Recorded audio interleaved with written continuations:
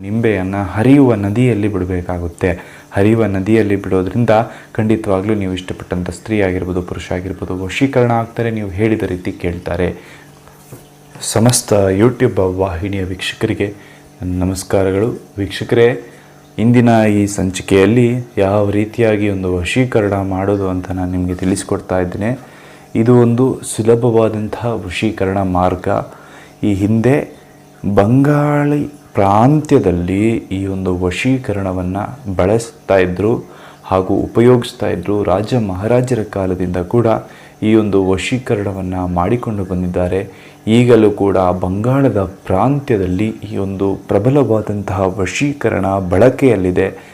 ಆ ಒಂದು ವಶೀಕರಣವನ್ನು ನಾನು ಇಂದು ನಮ್ಮ ಕನ್ನಡಿಗರಿಗೆ ಸುಲಭವಾಗಿ ತಿಳಿಸ್ಕೊಡ್ತಾ ಇದ್ದೇನೆ.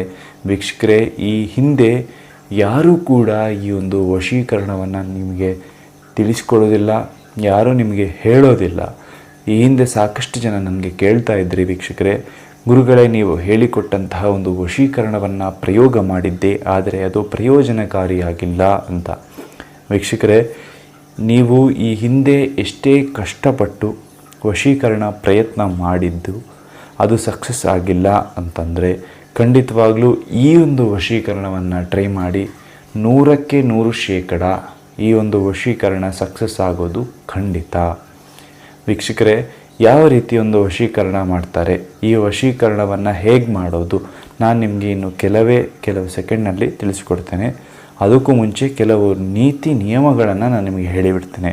ವೀಕ್ಷಕರೇ, ವಶೀಕರಣ ಅನ್ನೋದು ತುಂಬ ಒಳ್ಳೆಯದ್ದು, ಅದು ಕೆಟ್ಟದ್ದಲ್ಲ. ಅದು ಯಾವುದೋ ಒಂದು ವಾಮಾಚಾರ ಆಗಿರ್ಬೋದು, ಮಾಟ ಆಗಿರ್ಬೋದು, ಅಥವಾ ಒಂದು ಭೂತ ಪ್ರೇತ ಅದರ ಪ್ರಯೋಗವಾಗಿರ್ಬೋದು, ಖಂಡಿತವಾಗಿಯೂ ಅಲ್ಲ. ವೀಕ್ಷಕರೇ, ಇದು ಒಂದು ಶುದ್ಧವಾದಂತಹ ಒಂದು ಪೂಜೆ.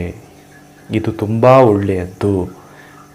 ಯಾರಾದರೂ ಸಂಸಾರದಲ್ಲಿ ನೋವನ್ನು ಪಡ್ತಾ ಇದ್ದರೆ, ತಮ್ಮ ಗಂಡ ತಮ್ಮ ಹೆಂಡತಿ ತಮ್ಮಿಂದ ದೂರವಾಗಿದ್ದರೆ, ತಾವು ಪ್ರೀತಿಸಿದವರು ತಮ್ಮಿಂದ ದೂರವಾಗಿದ್ದರೆ, ಅವರನ್ನು ಮತ್ತೆ ಪಡ್ಕೊಳ್ಳೋದಕ್ಕೆ, ನಿಮ್ಮ ಪ್ರೀತಿ ನಿಜವಾಗಿದ್ದರೆ ಅದನ್ನು ಪಡೆದುಕೊಳ್ಳೋದಕ್ಕೆ ಮಾತ್ರ ಉಪಯೋಗಿಸಬೇಕಾದಂತಹ ಈ ಒಂದು ತಂತ್ರವನ್ನು ಕೆಟ್ಟ ಕೆಲಸಗಳಿಗೆ ಉಪಯೋಗಿಸೋದಕ್ಕೆ ಹೋಗಬೇಡಿ ವೀಕ್ಷಕರೇ. ಕೇವಲ ಒಳ್ಳೆಯ ಕೆಲಸಗಳಿಗೆ ಮಾತ್ರ ಇದನ್ನು ಉಪಯೋಗಿಸಿ. ಗೊತ್ತಾಯ್ತಲ್ಲ? ಅದೇ ರೀತಿಯಾಗಿ ನೀವಿನ್ನು ನಮ್ಮ ಯೂಟ್ಯೂಬ್ ಚಾನಲ್ಗೆ ಸಬ್ಸ್ಕ್ರೈಬ್ ಮಾಡಿಲ್ಲ ಅಂದರೆ ಈ ಕೂಡಲೇ ಸಬ್ಸ್ಕ್ರೈಬ್ ಮಾಡಿಕೊಳ್ಳಿ. ಪಕ್ಕದಲ್ಲಿರುವ ಬೆಲ್ ಐಕಾನ್ ಕೂಡ ಕ್ಲಿಕ್ ಮಾಡಿಕೊಳ್ಳಿ. ಇದರಿಂದ ನಾವು ಮಾಡುವಂತಹ ವಿಡಿಯೋಗಳನ್ನು ಮೊದಲು ನೀವೇ ನೋಡ್ಬೋದು ವೀಕ್ಷಕರೇ. ಅದೇ ರೀತಿಯಾಗಿ ಈ ಒಂದು ವಶೀಕರಣಗಳು ನಿಮಗೆ ಮಾಡೋದಕ್ಕೆ ಗೊತ್ತಾಗಲಿಲ್ಲ ಆಯಿತು ಅಂತಂದರೆ ಖಂಡಿತವಾಗ್ಲೂ ನಮಗೆ ಕರೆ ಮಾಡ್ಬೋದು. ಯಾವ ರೀತಿ ಒಂದು ವಶೀಕರಣ ಮಾಡ್ತಾರೆ ಅಂತ ನಾನು ನಿಮಗೆ ತಿಳಿಸಿಕೊಡ್ತೇನೆ ಒಂದು ಸುಲಭ ವಿಧಾನದಲ್ಲಿ. ಹಾಗಾದರೆ ಬನ್ನಿ ವಿಡಿಯೋವನ್ನು ಪ್ರಾರಂಭಿಸೋಣ. ಮೊದಲಿಗೆ ವೀಕ್ಷಕರೇ, ಒಂದು ನಿಂಬೆಹಣ್ಣನ್ನು ತೆಗೆದುಕೊಳ್ಳಿ. ಒಂದು ಶುದ್ಧವಾದಂತಹ ನಿಂಬೆಹಣ್ಣು, ಆಗ ತಾನೇ ತಂದಂತಹ ನಿಂಬೆಹಣ್ಣನ್ನು ತೆಗೆದುಕೊಳ್ಳಿ.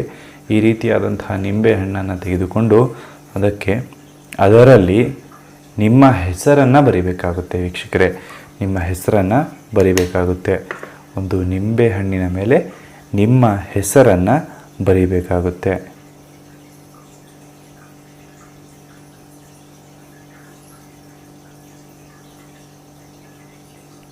ನೋಡಿ, ಈ ರೀತಿಯಾಗಿ ಹೆಸರನ್ನು ಬರಿಬೇಕಾಗುತ್ತೆ.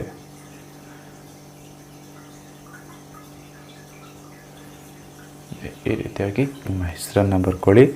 ಪ್ಲಸ್ ಅಂತ ಬರೆದು ನೀವು ಯಾರನ್ನು ವಶೀಕರಣ ಮಾಡ್ಕೋಬೇಕು ಅಂತ ಇರ್ತೀರಲ್ಲ ಅವರ ಹೆಸರನ್ನು ಬರೀರಿ. ಈ ರೀತಿಯಾಗಿ ಹೆಸರುಗಳನ್ನು ಬರ್ಕೊಳ್ಳಿ. ನಿಮ್ಮ ಹೆಸರನ್ನು ಬರೀರಿ. ಪಕ್ಕದಲ್ಲಿ ನೀವು ಯಾರನ್ನು ವಶೀಕರಣ ಮಾಡ್ಕೋಬೇಕು ಅಂತ ಇರ್ತೀರಲ್ಲ ಅವರ ಹೆಸರನ್ನು ಬರೀರಿ. ಹಾಗೂ ಒಂದು ಮೊಳೆಯನ್ನು ತೆಗೆದುಕೊಳ್ಳಿ ವೀಕ್ಷಕರೇ. ಮೊಳೆಯನ್ನು ತೆಗೆದುಕೊಂಡು ಈ ಪ್ಲಸ್ ಚಿಹ್ನೆ ಬರೆದಿದ್ದೀರಲ್ಲ ಆ ಜಾಗದಲ್ಲಿ ಈ ರೀತಿಯಾಗಿ ಒತ್ತಬೇಕಾಗುತ್ತೆ. ಸಂಪೂರ್ಣವಾಗಿ ಮೊಳೆ ಒಳಗಡೆ ಹೋಗಬೇಕು ಹಾಗೂ ಈ ಕಡೆಯಿಂದ ಹೊರಗಡೆ ಬರಬೇಕು. ಇಲ್ಲಿ ನೋಡಿ,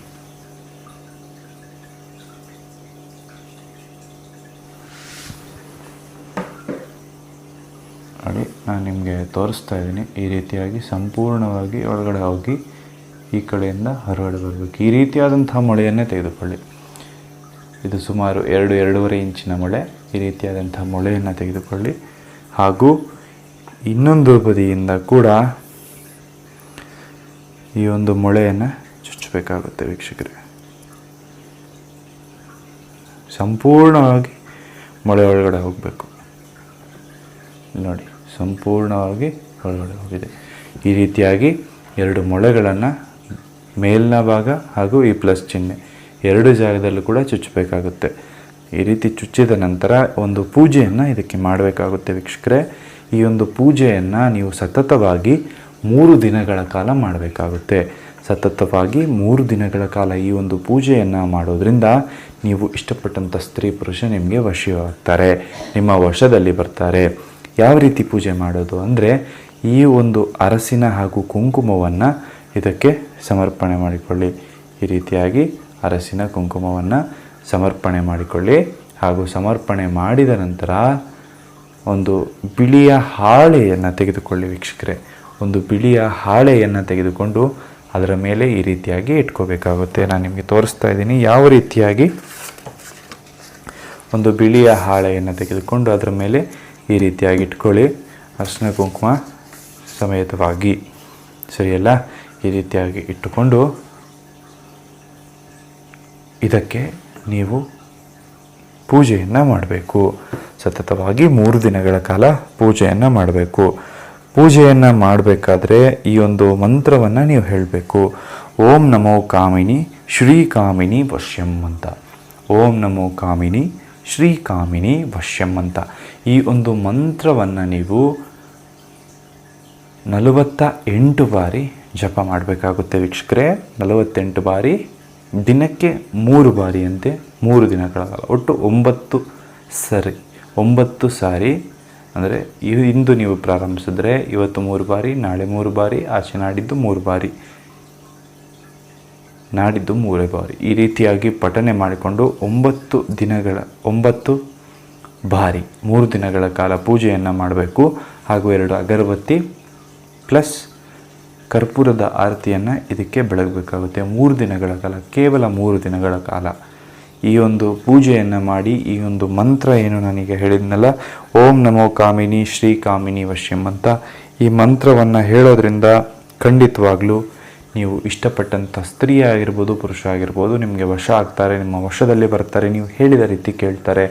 ಇದನ್ನು ಬಂಗಾಳದ ಪ್ರಾಂತ್ಯದಲ್ಲಿ ಈ ಹಿಂದೆ ರಾಜ ಮಹಾರಾಜರು ಕೂಡ ಉಪಯೋಗಿಸ್ತಾ ಇದ್ರು ಅಂತ ಹೇಳುವ ಪ್ರತೀತಿ ಇದೆ ವೀಕ್ಷಕರೇ.